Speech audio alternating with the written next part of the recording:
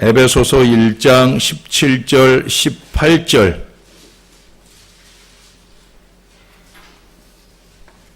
자, 제가 17절을 읽을게요. 여러분들이 18절을 읽어주세요. 우리 주 예수 그리스도의 하나님, 영광의 아버지께서 지혜와 계시의 영을 너희에게 주사 하나님을 알게 하시고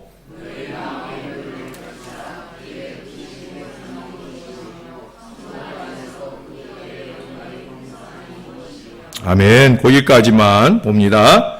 자, 여기 보니까 성령의 가르침의 방법, 첫 번째로 꼽을 수 있는 것은 뭐냐면 우리의 마음을 일깨워 주신다라고 하는 거예요.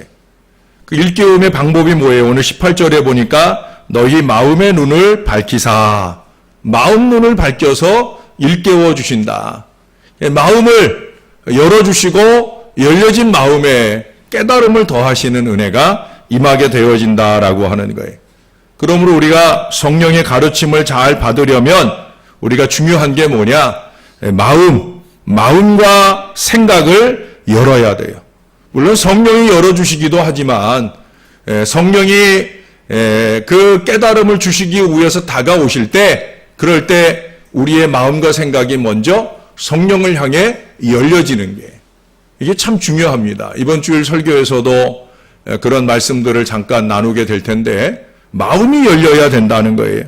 닫힌 마음이나 생각만큼 성장을 가로막는 게 없어요. 우리가 신앙이 성장하지 못하는 절대적인 이유는 뭐냐면 마음이 닫혀 있으면 성장하지 못해요. 자라지 못한단 말이에요. 예? 우리가 영양분을 빨아 올릴 수 있는 그런 마음이 열려 있어야 된다. 영적 영양분을. 여러분, 새들도 그 알에서 깨어 나와가지고 새들이 주로 많이 하는 일이 뭐예요? 새끼 새들이 주로 많이 하는 일이 입 벌리고 엄마 아빠가 물어다 주는 먹이를 먹는 일들을 가장 열심히 하잖아요. 예? 그러니까 입을 많이 벌리는 새일수록 빨리 먹고 빨리 자라는 거예요. 마찬가지예요. 마음이 많이 열리는 성도일수록 많이 먹고 빨리 자라고 빨리 성장하고 빨리 성숙하게 되어지는 거예요. 여러분, 이 동절기에 딱딱한 땅에 삽이 잘 들어가지 않는 경험들을 해보셨나 모르겠어요. 근데 추운 겨울 되면 군에 자식이 가 있는 경우에는 제일 걱정되는 훈련이 뭐냐면 혹한기 훈련이에요. 혹한기 훈련은 제일 추울 때, 1월 달에 가장 추운 때, 그때 한 주간 동안 야전에서 밖에서 생활하는 거예요. 혹한기 추운 때를 이기는 훈련이에요. 그 훈련을 받을 때가 제일 힘들었던 것 같아요. 저도 그때가 그때는 제가 좀 말랐을 때라, 마르면 기름기가 적잖아요. 기름기가 적으면 추위를 많이 타잖아요. 얼마나 추운지. 특히 제일 힘든 게 손발 시린 게 제일 힘들어요. 밤에 잘 때 특별히 발 시려운 거. 저는 지금도 그래서 그때 그래서 그러는지 몰라도 지금도 밤에 이 발이 시려워가지고, 저는 밤에 양말 신고 자는 날도 있어요. 지금 요즘에 이제 그 수면 양말이라고 그래서 그걸 밤에 신고야 이 발이 좀 따뜻해야 자게 되는 경우. 또 제가 제 밤에 되면은 발이 차가워지는데 옆에 자고 있는 아내한테 그 찬 발을 대면은 안 좋잖아요. 그렇죠? 그래서 이제 그 수면 양말을 신는데 그걸 또 신었더니 또 무좀이 생기고 이게 참 어려운 일이에요. 그렇죠?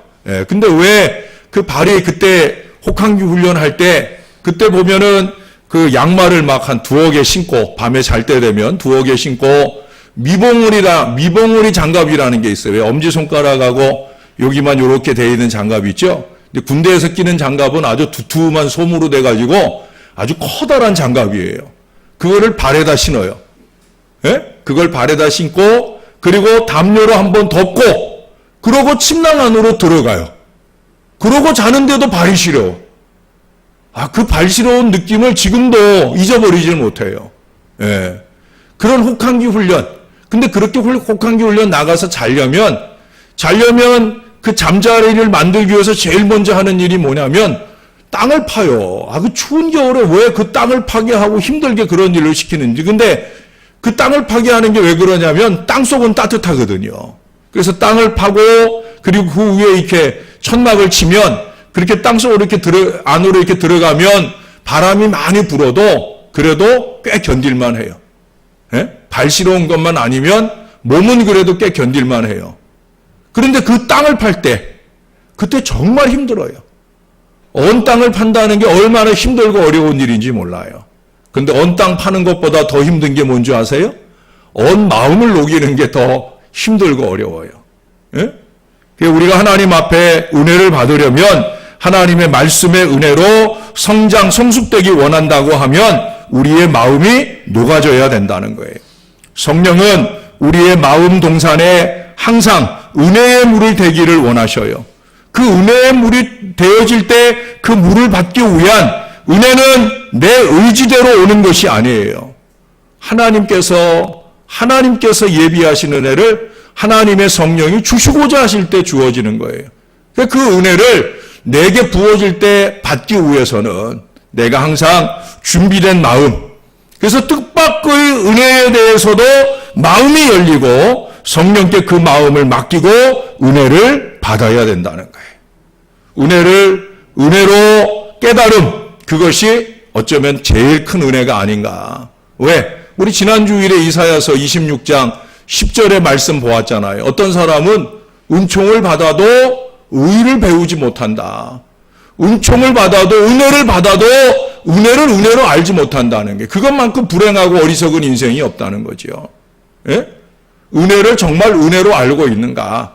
입으로는 은혜 받았다 하지만 그 삶의 태도는 또 그 입에서 나오는 말들은 전혀 은혜 없는 사람인 것처럼 그렇게 행하는 경우들을 많이 봅니다. 그게 뭐예요? 은총을 받아도 깨닫지 못하는 거예요. 은총을 받아도 의를 배우지 못하는 게 어떤 사람은 심판을 통해 고난을 통해서도 배우는데 오히려 반대로 깊은 하나님의 은혜를 넘치게 받으면서도 은혜를 은혜로 알지 못하는 어리석은 만큼 어리석은 게 없다는 거죠. 그 근본적인 이유가 뭐냐? 마음이 닫혀있기 때문에 그렇다라고 하는 거예요. 그래서 오늘 말씀하는 것처럼 우리의 마음 눈을 밝히시고자 하시는 성령의 터치가 임할 때, 그럴 때 우리의 마음 문을 열고 은혜를 충만히 받아 누리는 저와 여러분들이 되어야 될 줄로 믿습니다. 두 번째로 꼽는 게 그거예요. 성령의 지도하심, 가르침. 그 중에 중점 사항이 뭐냐? 성령은 무엇에 중점을 두느냐? 그것은 바로 그리스도의 고난에 중점을 둔다는 거예요. 왜 그리스도의 고난에 중점을 두느냐? 이 그리스도의 고난에 중점을 두는 이유는 이 그리스도의 고난은 우리의 심판과 관계된 일이에요. 왜 예수님이 십자가에 달려 죽으시며 고난당하셨어요? 그거 아니면 우리가 우리 죄 때문에 심판받잖아요. 여러분 말씀을 한 군데 보십시다. 요한복음 16장입니다. 요한복음 16장 11절 말씀입니다.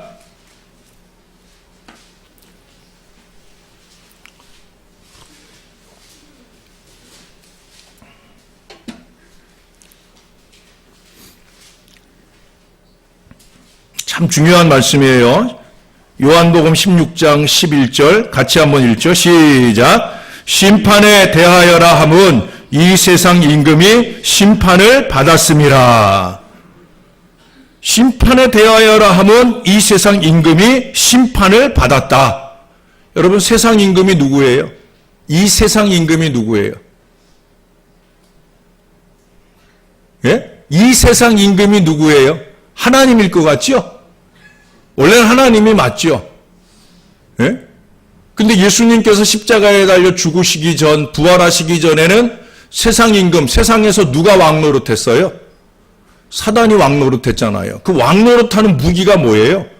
사망권세란 말이에요. 사망권세 가지고 왕노릇했어요. 그래서 모든 사람들이 다 죽어지는 그 사망권세를 사단이 쥐고 왕노릇했어요. 지금도 예수 안 믿고 죽어지는 사람에게는 사단이 왕노릇하는 거죠. 그러나 저와 여러분에게는 사단이 왕노릇해요? 예수님이 왕노릇하셔요? 예수님이 왕노릇하셔요. 왜? 당신의 핏값으로 우리를 사셨으니까. 이제 우리의 왕 구주는 우리 예수님이신 줄로 믿습니다. 이게 얼마나 감사한 은혜예요. 근데 이 십자가, 이 세상 임금이 심판을 받는 그 자리가 어떤 자리예요? 바로 예수님이 십자가에 달려 죽으시고 3일 만에 부활하신 그 자리가 세상 임금이 심판을 받는 자리예요. 그 이전까지는 사단이 왕노릇했어요. 창세기 3장 16절에 창세기 3장 15절에서 분명히 얘기했잖아요. 예? 여자의 후손이 너의 머리를 상하게 할 것이다. 그 사단의 머리라는 게 뭐예요? 그게 사망 권세예요. 그 사망 권세를 누가 상하게 하느냐, 깨뜨리느냐? 바로 여자의 후손 되시는 동정녀 마리아에게서 성령으로 잉태되고 출생하신 예수님께서 바로 사단의 그 머리, 사망 권세를 깨뜨려 이기신다. 어떻게? 십자가에 달려 죽으시고 부활하심으로. 그러므로 저와 여러분들의 왕은 바로 예수님이시잖아요. 그래서 우리가 이사야서 9장 6절이나 7절에 보면 평강의 왕으로 우리 예수님을 말씀하잖아요. 그 사망 권세가 세상 임금이 심판을 받는 그 십자가 고난의 자리, 성령은 우리로 하여금 그 고난에 집중하게 한다라고 하는 거예요. 여러분, 제가 말씀한 군데 여러분 찾기 어려우니까, 어렵지도 않은데 사실은 스가랴서 12장 10절 말라기 앞에 바로 스가랴서가 있는데 거기 보면 이런 말씀을 해요. 12장 10절에 보면은 내가 다윗의 집과 예루살렘 주민에게 은총과 강구하는 심령을 부어주리니 그들이 그 찌른 바 그를 바라보고 그를 위하여 애통하기를 독자를 위하여 애통하듯 하며 그를 위하여 통곡하기를 장자를 위하여 통곡하듯 하리로다. 예수님의 십자가 고난에 대한 예루살렘의 통곡을 묘사하고 있어요. 그러나 그 통곡이 통곡으로 끝나지 않는 은혜가 저와 여러분에게 있는 줄로 믿습니다. 그 은혜의 고난, 십자가 고난, 그 고난을 향하여 우리의 신앙을 집중시키는 일, 그 누가 하느냐? 성령이 하신다는 거예요. 네? 간혹 목사인 제 친구들도 저에게 물어봐요. 명준아, 너는 왜 이렇게 사순절에 집착하느냐고. 너는 왜 그렇게 예수님의 고난에 집착하느냐. 그럼 저는 그래요. 너 목사 맞느냐고. 아니, 우리의 신앙의 근거가 예수님의 십자가요, 부활인데 십자가, 예수님의 고난을 빼고 우리가 무엇을 얘기할 수 있겠느냐고. 그러니 십자가 고난에 더 깊이 들어가는 사순절이 우리에게 중요한 절기고 그 절기에 우리가 그 고난에 동참하면 너무나 당연한 거 아니냐. 성령이 그 십자가 고난에 우리를 집중시켜 주신다는 거죠.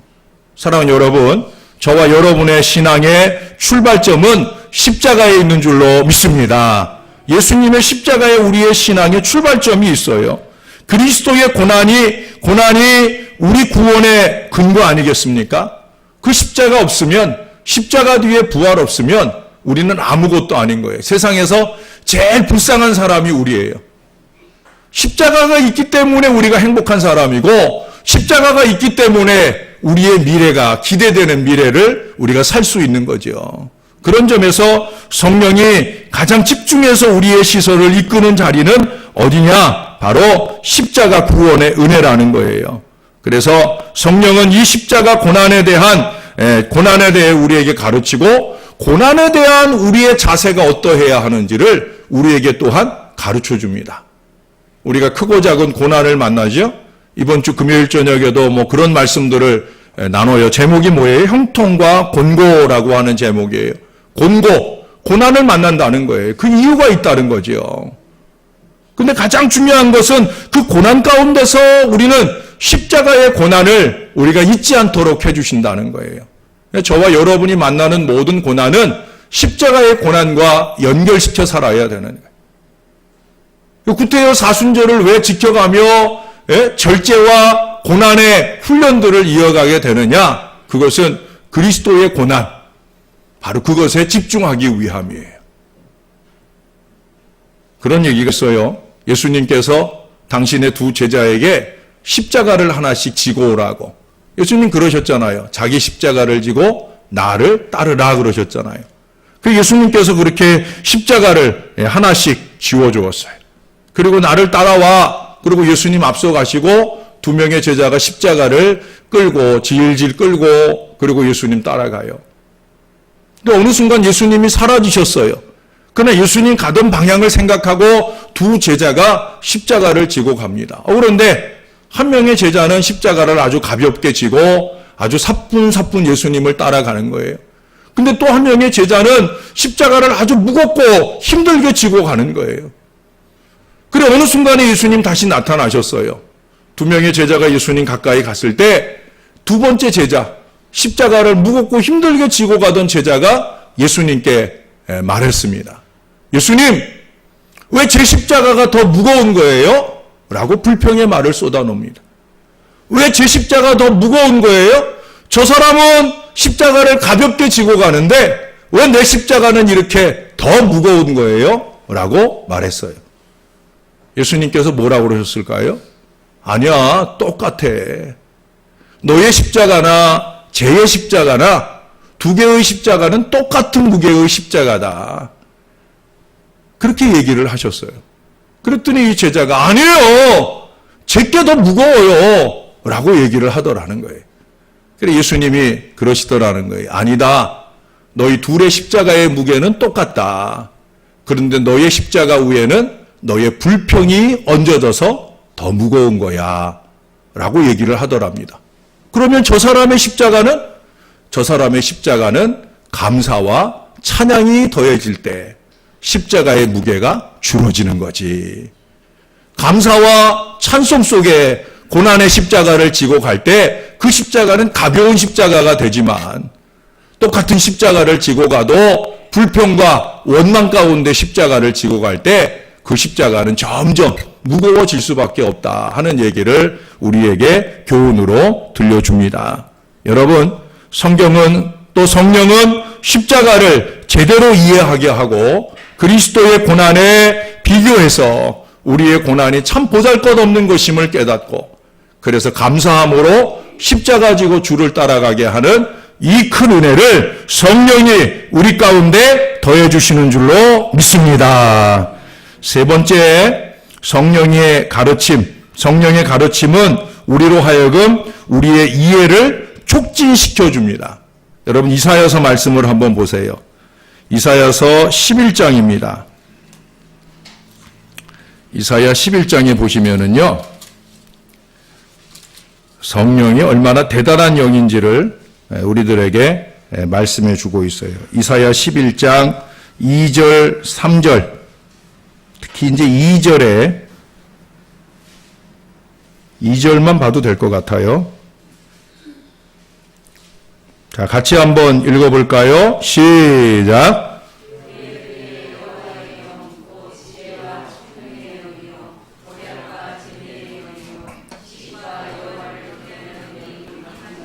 아멘. 자, 여기 성령을 여러 가지로 표현을 하고 있죠. 뭐라고 그래요? 여호와의 영, 곧 지혜와 총명의 영, 모략과 재능의 영, 지식과 여호와를 경외하는 영. 결국 이 성령은 어떻다는 거예요? 모든 것에 대한 이해가 가능한 영이라는 거예요. 네? 성령이 충만하면은 모든 것에 대한 이해가 가능하다는 거예요. 여러분, 우리가 머리가 나빠서 이해를 못하는 게 아니에요. 또 머리가 좋다고 이해를 잘하는 게 아니에요. 특별히 하나님의 말씀과 하나님의 지혜, 하나님의 은혜의 깨달음은 머리에 좋고 나쁨에 달려있지 않아요. 무엇에 달려있겠어요? 성령의 은혜에 달려있어요. 성령은 우리의 이해를 촉진시켜요.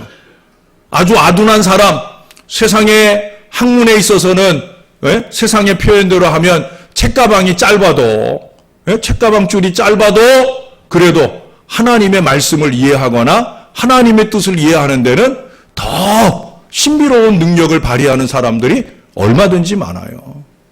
여러분, 예수님의 제자들만 봐도 그렇잖아요. 그들이 뭐 책이나 읽었겠어요? 글이나 알겠어요? 아니에요. 태어나면서부터 고기 잡는 일만 하고 정말 생참 무식쟁이들만 모였어요.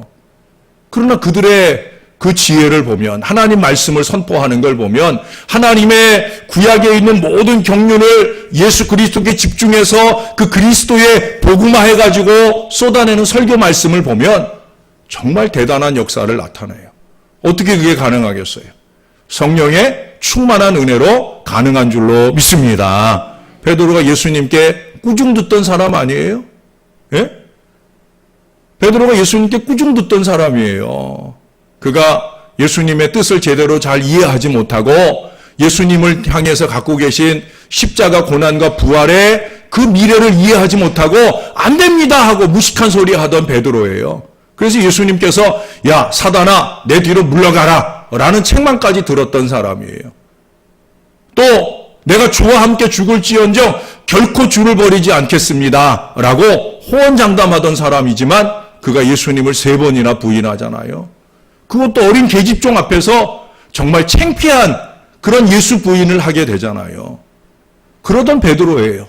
그러나 그에게 성령이 충만하게 임할 때 그가 알지 못하는 진리를 깨닫고 더 깊은 이해 속에 들어가게 된 것을 보게 되어집니다. 성령의 은혜예요. 성령이 깨닫게 하시는 거예요. 여러분, 그래서 학생들은요, 성령 충만하면 공부도 잘할 수 있어요. 저는 정말 그런 체험을 했어요. 아니, 늘 그런 체험 속에 살았다 해도 과언이 아닐 거예요. 성령 충만하면 공부도 잘해요. 여러분 안 믿으시겠지만 성령 충만하면 사업도 잘 돼요. 그럴 수밖에 없어요. 사람을 대하는 지혜와 지식으로 하나님이 채우시거든요. 성령 충만하면 돼요. 제가 대학 다닐 때 올해일을 딱 한 번 받아봤다고 그랬잖아요. 저는 공부를 잘하는 사람은 아니었어요. 왜? 저는 공부를 싫어하거든요. 뭐 저만 그런 건 아니잖아요. 학생들은 거의 공부 다 싫어하지 않나? 좋아하는 사람들도 있어요. 근데 저는 사실 공부 그렇게 좋아하지 않았었어요. 근데 공부를 유일하게 행복하게 즐겁게 좋아해서 했던 때가 있어요. 그때가 언제다? 대학교 2학년 때였는데 대학교 2학년 2학기 때 그땐 정말 공부가 좋더라고요. 정말 공부에 미쳐 살았어요. 그래서 그냥 도서관에서 그 먼지구덩이 나는 도서관에서 밤에 12시까지 공부하고 도서관 불이 꺼지면 불 꺼졌으니까 어쩔 수 없이 그 도서관 위에 책상 넓은 책상 위에 올라가서 침낭 가지고 잠자고 그리고 아침에 4시 되면 불이 다시 탁 들어오면 그때 또 일어나서 또 공부하고 제가 이래봬도 그랬던 사람이에요. 제가 뭐 하나 미쳐서 하면 그렇게 미친 듯이 하거든요. 근데 그렇게 카페트 깔려있는 그 도서관에서 밤에 이제 사람들 다 가고 나면 사람들 왔다 갔다 하면서 다 올라왔던 먼지가 이제 쫙 내려앉으면서 그게 다 저한테 들어오는 거예요. 그래서 제가 그 2학년 겨울이 끝날 때 제가 이제 결핵을 앓기 시작하면서 중증 결핵 환자로 3학년 1학기 세월을 지납니다. 그런데 제가 그때 가장 말씀도 충만하고 은혜도 충만하고 그 충만한 가운데 공부를 하면서 그러면서 제가 올해일을 받는 그런 큰 역사를 제가 경험하게 돼요. 올해일만 받은 게 아니에요. 뭐 이 모양 저 모양으로 제가 한번 여러분들에게 얘기한 적이 있을 거예요. 정말 많은 은혜를 하나님이 채워주셔요. 제가 그때 깨달았어요. 은혜면 성령이 내 안에 충만하시고 성령과 함께 말씀이 내 안에 충만하면 이 모양 저 모양의 깨달음과 이 모양 저 모양의 축복과 역사를 하나님이 더하시리라. 여러분 제가 설교 원고를 쓰거나 또는 목회적 아이디어를 하나님께서 저에게 더하실 때도 다른 거 없어요. 성령 충만할 때 그 모든 것들이 제게 풍성해지는 걸 깨닫게 되어집니다. 그 풍성한 걸 쏟아놓고 싶을 때 잘 쏟아질 수만 있다고 하면 하나님의 귀하고 놀라운 역사는 얼마든지 우리 가운데 보여지게 될 줄로 믿습니다. 여러분들이 꼭 믿었으면 좋겠어요. 예? 그래야 그 다음 말씀, 그 다음엔 3가지를 한꺼번에 우리가 공부를 할 건데 성령은 영적인 것을 분별하게 하고 감추인 것을 드러나게 하고 잊혀진 것을 기억해 한다. 결국 이 3가지 은혜 때문에 아까 3번째 얘기한 거 성령은 이해를 촉진시키는 거예요. 이해를 촉진시키기 때문에 영적인 것은 우리 말씀을 한 군데 보십시다. 고린도전서 2장입니다. 고린도전서 2장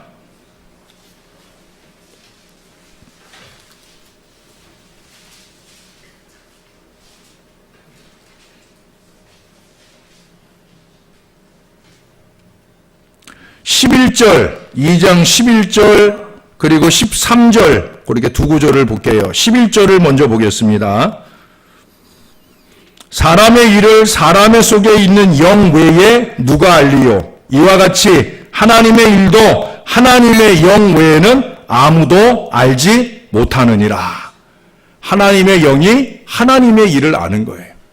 자, 그 다음에 13절을 보십시다. 우리가 이것을 말하거니와 사람의 지혜가 가르친 말로 아니하고 오직 성령께서 가르친 것으로 하니 영적인 일은 영적인 것으로 분별하느니라. 전에 개역 한글은 그렇게 얘기했어요. 신령한 것은 신령한 것으로 분별하느니라. 제가 여러분들을 위한 기도 제일 많이 하는 기도가 뭘 것 같아요? 여러분들을 위해서 제가 제일 많이 하는 기도가 뭘 것 같아요? 여러분들의 신령함을 위해서 기도해요.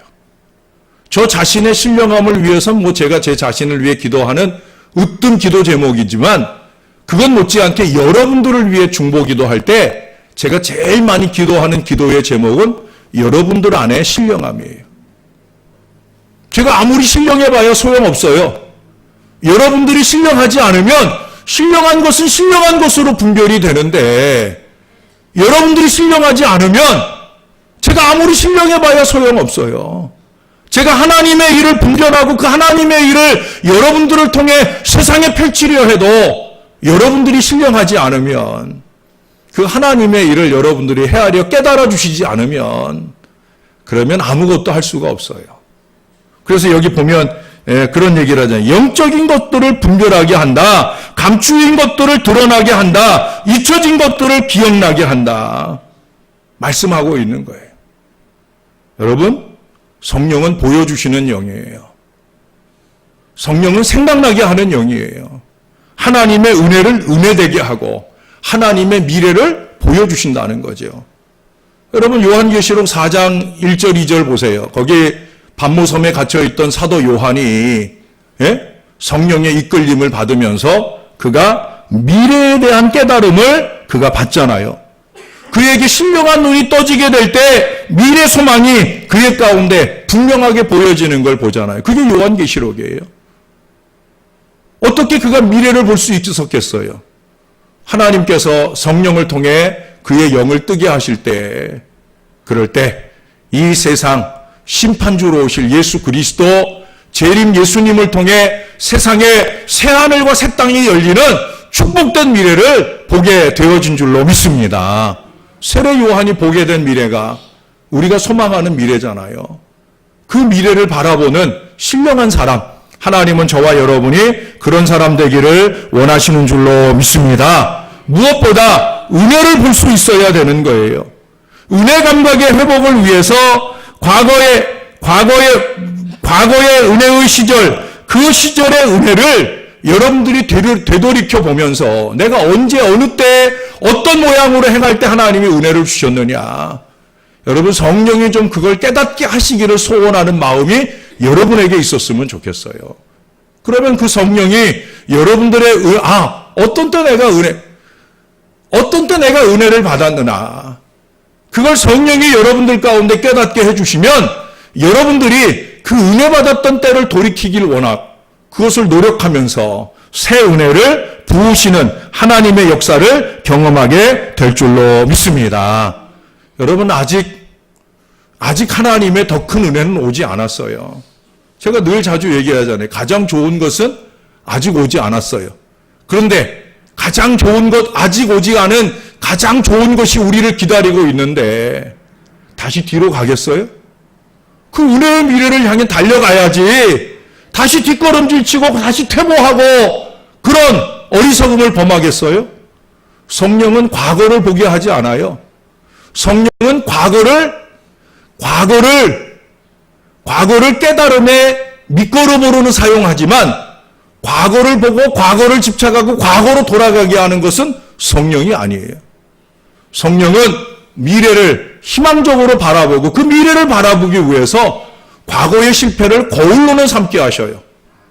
그러나 그 과거의 실패를 거울로 삼게 하는데 과거의 실패를 붙잡고 과거로 돌아가고 싶은 마음은 절대 성령이 주는 마음은 아니에요. 여러분, 사단이 귀신같이 안다는 얘기 제가 여러분에게 했잖아요. 정말 점쟁이들이 귀신같이 알아요. 근데 사단에게 사로잡힌, 마귀에게 사로잡힌 점쟁이들이 귀신 같지 않은 그 내용들은 뭐예요? 우리의 과거예요. 사단은 과거의 영이에요. 우리의 과거를 알아요. 그리고 그 과거를 근거로 해서 우리를 자꾸 끄집어내요. 자꾸 발목을 잡으려고 그래요. 과거에 머물러 있게 하려고 그래요. 그러나 성령은 야, 그거 한번 팍 차버리고 내가 너희들을 이끄는 미래로 가자. 미래의 희망으로 가자. 미래의 은혜로 가자라고 말씀하셔요. 사랑하는 여러분, 말씀을 한 군데 찾아보십시다. 요한복음 14장 26절입니다.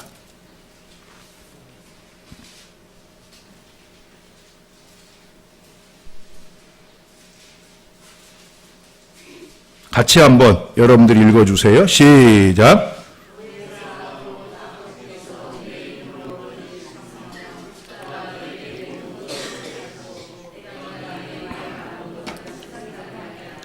아멘. 예. 여기 보니까 성령이 모든 것을 가르치고 내가 너희에게 말한 모든 것을 생각나게 하리라. 성령이 우리의 과거의 것들에서 알게 하시는 것은 딱 하나예요. 그 뭐예요? 과거에 우리를 가르쳐 주신 그 교훈, 그 말씀. 너 요렇게 하면 요렇게 망하는 거야. 너 요렇게 하면 요런 어려움 겪는 거야. 그 깨달음만 성령이 주시는 거예요.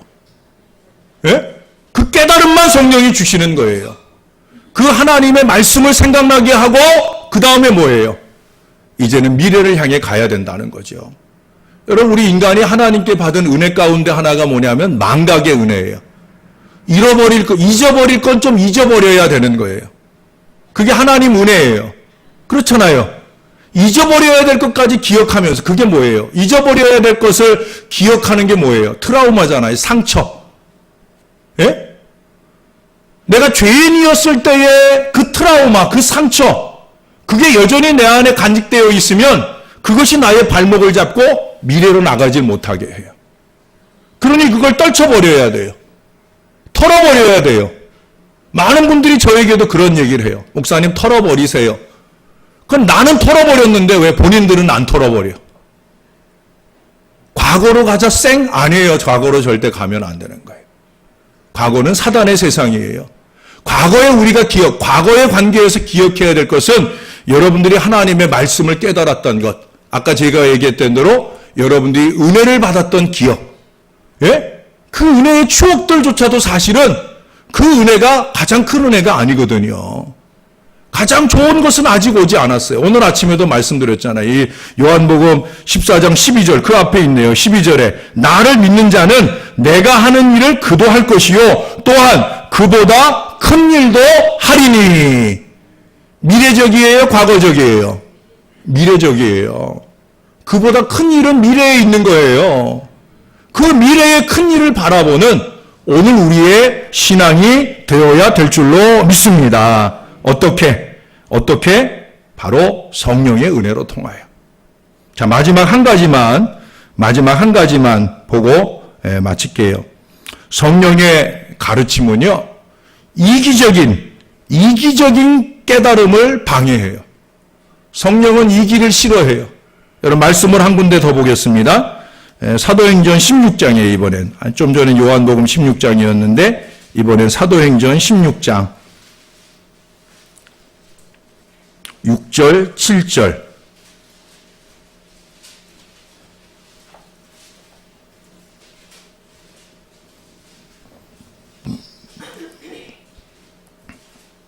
성령이 아시아에서 말씀을 전하지 못하게 하시거늘 그들이 부르기아와 갈라디아 땅으로 다녀가 무시아 앞에 이르러 비두니아로 가고자 애쓰되 예수의 영이 허락하지 아니하시는지라. 자, 여기 보니까 아시아에서 말씀도 전하지 못하게 하시고 또 그 다음 뭐라 그래요? 예수의 영이 허락하지 아니하셨다라는 얘기를 해요. 여러분, 전도라고 선교라고 하나님이 다 성령이 다 허락하고 용인하는 게 아니에요. 예? 여러분, 그 앞에 15장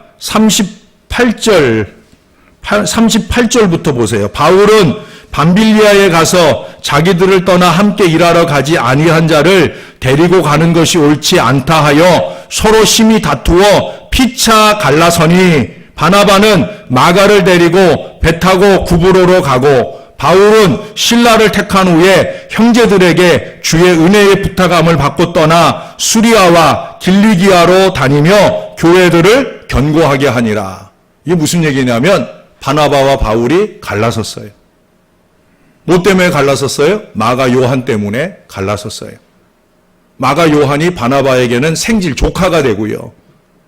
바울 입장에서는 전에 밤빌리아 갔을 때 선교하러 출발해서 갔다가 거기서 다시 혼자 돌아가게 됨으로 해서 선교의 여정에 큰 지장을 주었어요. 또 그럴지 모르니까 이번엔 데려가면 안 된다 하고 데려가지 말자. 바나바는 조카니까 데려가자 하고 바울은 안 된다 하고 결국 둘이 싸우다가 갈라졌어요. 우리 싸우다 갈라지는 건 다 무조건 나쁜 걸로 아는데 아니라는 거지요. 성령이 때로 갈라지는 것 용인하실 때가 있다는 거예요. 그렇게 갈라져서 결국 2배의 선교 확장을 이루게 되어지죠. 그러나 문제는 뭐예요? 갈라지는 것까지는 용인했지만 그 다음 길까지 바울이 자기가 원하는 길을 가도록 내버려 두지 않는다는 거예요. 여러분, 하나님의 성령은 내가 원하는 길을 가게 하는 것이 아니라 그분이 원하는 길을 가게 하시는 줄로 믿습니다. 이걸 잊지 말아야 돼요. 교회의 일은 그런 거예요. 신앙의 일은 그런 거예요. 나의 길을 가는 것이 아니라 그의 길, His road, my road가 아니라 His road, 하나님의 길, 바로 그 길을 가게 하는 거예요. 아시아로 가는 것은 바울의 생각이에요. 아시아에 선교할 때가 많이 있으니까 그리로 가야 됩니다라는 건 바울의 생각이에요. 하나님의 생각은 뭐예요? 아니라는 거죠. 아니라는 거죠. 예? 아시아에 집착한 이유는 내가 볼 때는 혹여라도 바나바 일행을 만나게 되지 않을까 하는 그런 우려 때문이 아닐까 하는 생각도 해봐요. 왜? 구브로로 갔으니까 아시아와 가까운 구브로 지역, 그런 지역에 대한 기대감, 죄송해요. 반대로 아시아 구브로는 아프리카 지역입니다.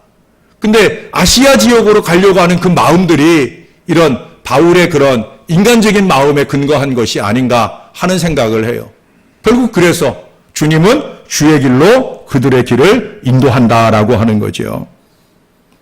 자기 길을 택해가는 것 하나님께서 원하지 않으신다는 거예요. 자기의 감정, 자기의 이해, 자기의 만족, 자기의 생각, 자기의 자랑, 자기의 인정, 자기 우상, 자기 과신까지. 여러분, 오늘날 교회가 이걸 자꾸 부추기는 경향이 있어요. 잘하는 건 잘하는 거지만 그 잘하는 것으로 인해서 자기가 드러나려고 하는 마음이 강할 때, 그럴 때 여기 오늘 바울도 마찬가지예요. 바울이 얼마나 위대한 선교사예요. 그러나 그의 길이 고집되어질 때 하나님은 그의 길을 멈추게 하시고 그의 길을 틀어서 다른 길을 가게 하시는 것을 보게 되어집니다. 성령이 지도하시는 이 다른 길을 가야 돼요. 자기 길이 아니라 이기적인 길이 아니라 성령이 원하시는 그의 길을 가야 되는 거예요. 여러분, 구약에 보면 발람이 나오잖아요. 발람이 발락의 요청을 받고 어디로 모압으로 가가지고 발락이 이스라엘을 향하여 저주하라고 하는, 그러면 내가 많은 금은보화를 주겠다. 발람이 그 말에 홀딱 해가지고 가려고 그러잖아요. 가려고 그럴 때 누가 막아요? 나귀가 못 가게 막 벽에다가 발을 비비고 하면서 못 가게 막잖아요. 그래도 그 길을 가겠다고. 결국 누가 막아요? 하나님의 사자가 막잖아요. 그때 하나님 사자 앞에 약속하잖아요. 당신이 내 입에 넣어주는 말만 내가 가서 할게요. 왜? 하나님의 사자 그랬고, 내가 네 입에 넣어주는 말만 할 거면 내가 너 보내겠다. 그러라고 하고 갔어요. 가가지고 성경 본문에 등장할 때에는 그 하나님이 그가 발락을 위해서 이스라엘 향해 저주하려고 입만 열면 오히려 이스라엘을 축복하는 거예요. 그게 하나님의 영이 그에게 넣어준 지혜예요. 거기서 끝나야 되는 거예요. 그런데 우리가 잘 아는 발람의 지혜가 발락에게 더해질 때 어떤 사건을 일으켜요? 바알부올 사건을 일으키잖아요. 그래서 이스라엘 사람들을 미혹하고 이스라엘 사람 2만 4천 명이 죽임을 당하는 어려운 시험으로 이스라엘 백성들을 몰아넣는 계책을 누가 마련해 주느냐? 발람이 발락에게 마련해 줘요. 결국 나중에 그 발람은 처참하게 죽임을 당하잖아요. 사람의 생각이나 사람의 지혜가 그런 거예요. 그래서 하나님의 길, 하나님의 지혜를 따라가야 되고 그 지혜를 깨닫기 위해서 저나 여러분은 끊임없이 하늘의 신령함을 사모하고 신령함과 신령함이 마주쳐서 은혜의 박수 소리가 나는 그런 공동체를 이루어 가야 될 줄로 믿습니다. 성령이 우리를 향해 소원하시는 마음이에요. 모쪼록 저와 여러분이 이 성령의 지도하심에 민감한 거룩한 주의 자녀들이 다 되어 주시기를 예수님의 이름으로 간절히 축원합니다. 기도하겠습니다. 하나님, 우리도 성령의 신령한 깨달음으로 넘쳐나게 해달라고, 스승 되시는 성령이 우리를 잘 가르쳐 주셔서 그 뜻에 합당하게 말하고 행동하여 주의 큰 뜻을 이루어가는 미래 축복을 누리게 해달라고 우리 다 같이 한 마음 한 목소리로 간절하게 기도하겠습니다.